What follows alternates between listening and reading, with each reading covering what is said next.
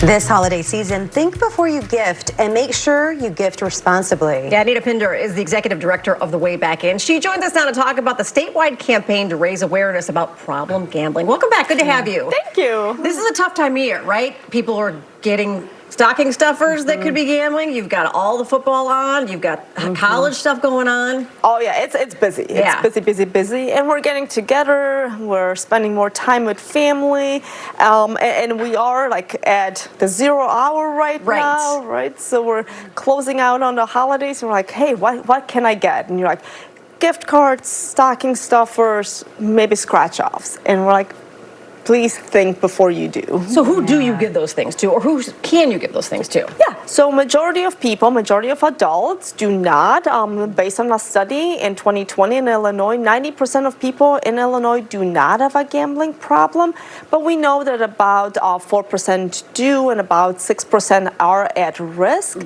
And we do know that children, so 18 and under for any lottery-related ticket and 21 and over for any gambling venues up to and including sports betting is a definitely no.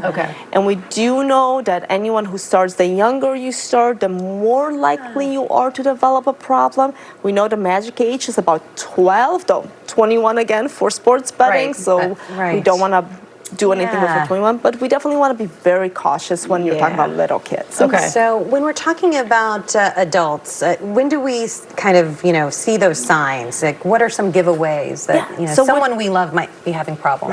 Right. So with adults or with teens, young adults, even kids, you're going to start noticing like a preoccupation and really being very vested and almost obsessive about the sport.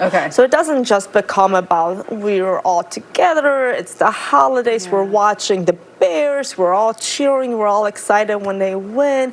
It is really narrowing down, zeroing in, and you will see that they're not really invested and they're not really engaged in the festivities. They're just very engaged perhaps with their phone.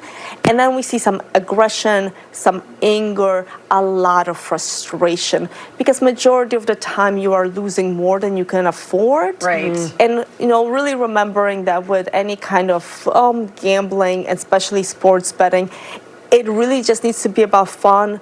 It is not about fun, so you're probably not going to win. Talk a little bit about the partnership to reduce gambling harm in youth, because there's a partnership now with some of the colleges, correct?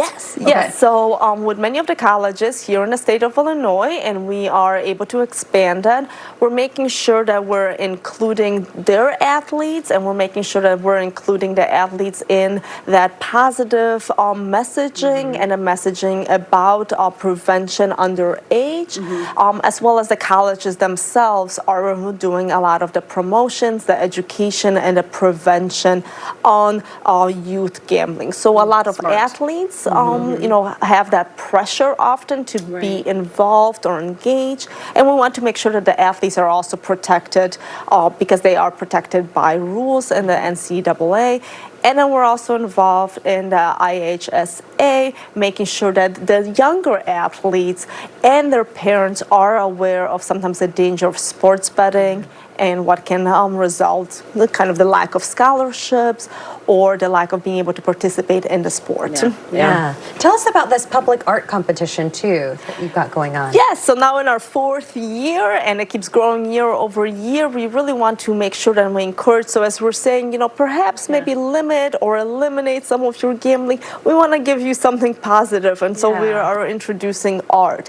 And this year, we're doing art in all forms, so not just kind of paint on paper, but written word, music, perhaps a video that somebody has. So we're including all forms of art, 14 and above. So we have 14 to 21 in our youth category and 21 and above for our adult category.